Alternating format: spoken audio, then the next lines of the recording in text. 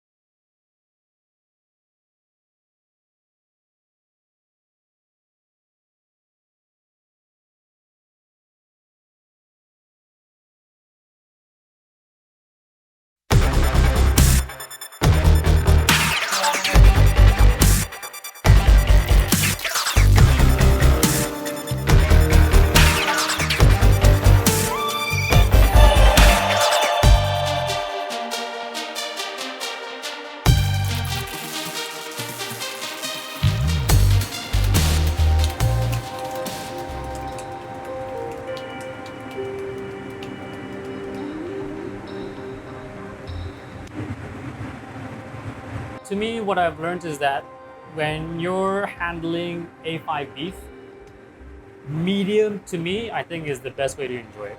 Because medium rare, I feel like you haven't given enough time for the fat to melt.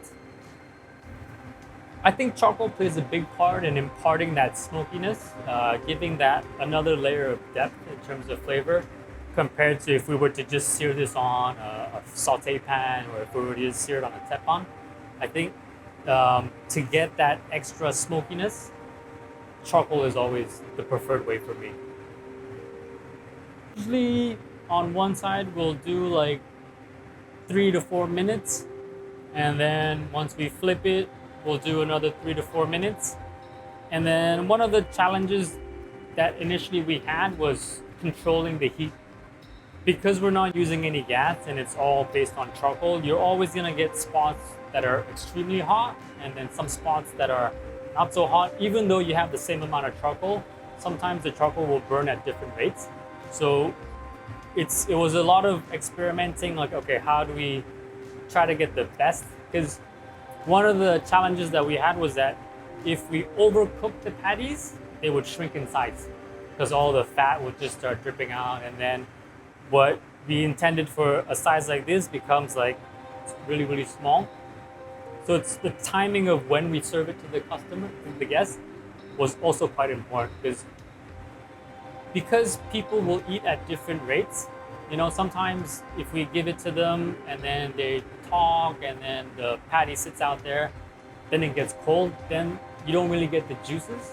So that's why on each personal grill, we put a small piece of charcoal underneath it so that the patty stays warm. And then whether it's the first patty or the second patty, it's gonna taste the same in terms of the consistency, the juiciness, and the flavor as well.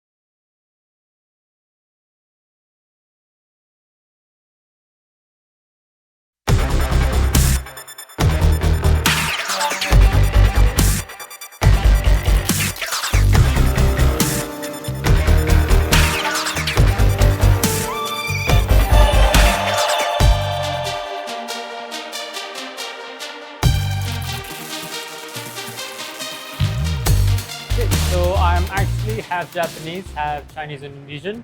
I was born and raised in Jakarta. So I lived there for about 18 years until I finished high school.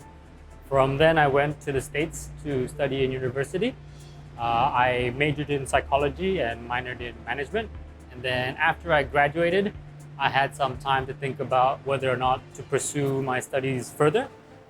And then I realized that I couldn't really see myself in that profession. I went back to Japan, and then my grandpa actually was the pastry chef at the Imperial Hotel. So through some networking, he was able to get me like a part-time job there. To me, the kitchen has always been a sense of chaotic, but yet organized. Out front in the dining room, it seems very smooth. Then in the kitchen, some things might be on fire, some things, something might be, there's all these pots and pans banging, you might cut yourself. But end of the day, somehow all that kind of works, and everybody playing their role, what they need to do, you kind of get into this flow state where you don't have to communicate with one another, but you kind of just see what they're doing and you know what they need next. And then they do the same thing to you as well. So in a perfect kitchen, you don't really need to move from where you're working. Like, you look right, whatever you need to do next is there. You look left, whatever you need to do is there. You look behind, someone's there already plating. So to me, that was an adrenaline rush that kind of got me hooked on to continue my career in cooking. I started off as a dishwasher like most other people, and then to get to where I am now, it took me about now 17 years. I mean, it wasn't an easy path. There were days where I would just get shouted at for no reason. My chef back then would just call me Guy. Like, he didn't even bother remembering my name. I was just some guy, But I still remember to this day when he called my name was when I was able to plate his salad the way he wanted to. That was the first time he was like, "Tomo, come here." And I thought I was gonna get scolded at, but when he called my name, I felt that, oh, I did something right, I did something wrong, I wasn't too sure, but he was like, this is exactly what I wanted. He gave me a pat on the shoulder, and then from then on, like anything bad that would happen, I would just, keep my chin up and just come in the next day, come in the next day. So whenever I meet young and upcoming chefs or cooks, I always tell them it's not a physical aspect. Like when you start working out or when you first start going jogging, the first day is always going to be hard. But after a week, you can run a little bit more. After a month, you can run even further more. And then after a year, you're running 5, 10 kilometers without breaking a sweat. It's the mental aspect that's very, very difficult in the kitchen. I mean, back in the day, shouting and all that was part of the culture. Like if you didn't go through that, like it wasn't really like you didn't really work in the kitchen. But no matter how many times you get shouted at or how many times your dish gets rejected, you always have to take it with a pinch of salt. It's never a personal attack on you.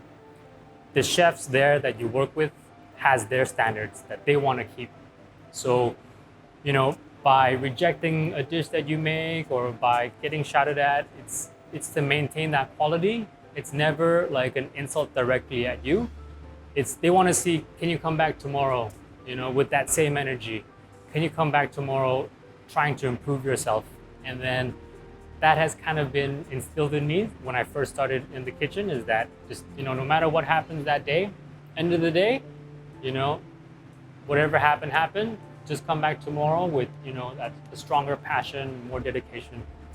And then, so from then on, I enrolled myself in culinary school. And then I had the opportunity to work in the States. The first places was in California, in Melise. It was a French restaurant.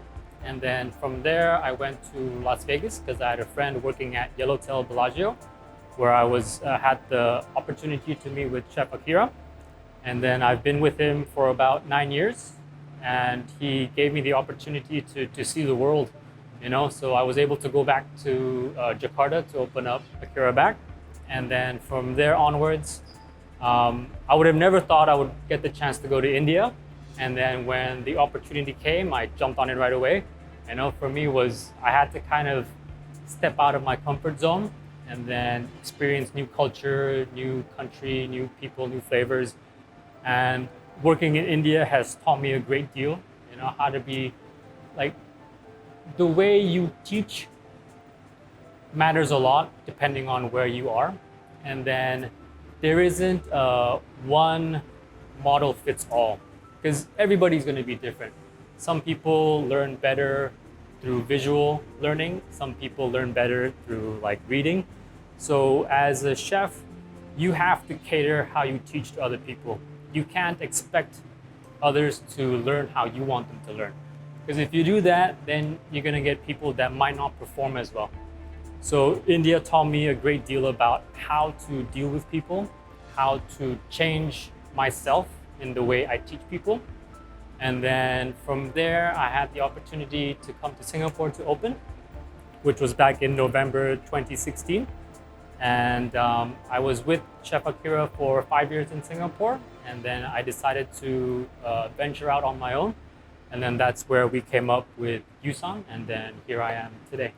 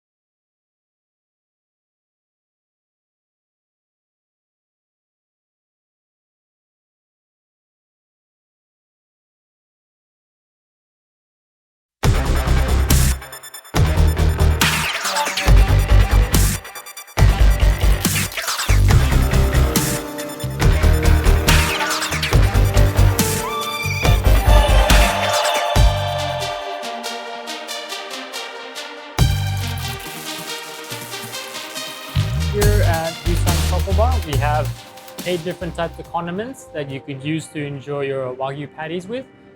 Starting on my right is our red sambal, and then we have pickled ginger, Mexican-inspired Asian chimichurri. We have our taberu rayu, which is chili oil infused with garlic chip, onion chips.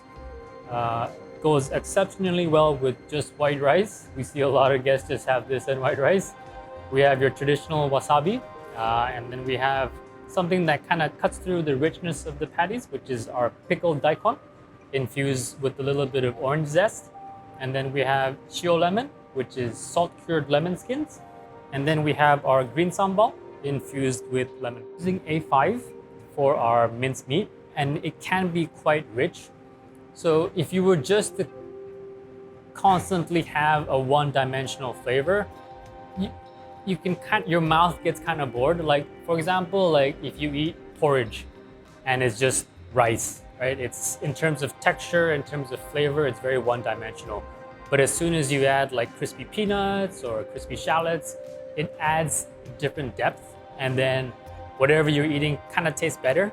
You know, so in a way, we wanted to do that with the patties as well, is that no matter if it's the first time or the 10th time you've come here, you can always enjoy your patty a different way. Different condiments adds different layers, different depths to the Wagyu patty itself, and also to the rice itself, you know, like it's kind of like a new way of enjoying your meal, you know. It's not like we're saying that you have to eat it this way. There are these options available, you know. We would like you to have fun with how you enjoy your meal, you know, and then the interaction happens from here. Like, oh, what condiments do you recommend, you know, or we'll ask them like, which one was your favorite, and they'll be like, oh, this one was my favorite, you know. So it kind of creates a talking point between the chef and the guest. And I think it's a fun way to have dinner. Or the crowd favorites will stay, but the ones that we're thinking maybe I think we could give this an upgrade or a facelift, you know, we'll try to swap one out. We'll put a different condiment. So this allows us a lot of freedom to express what we want to do.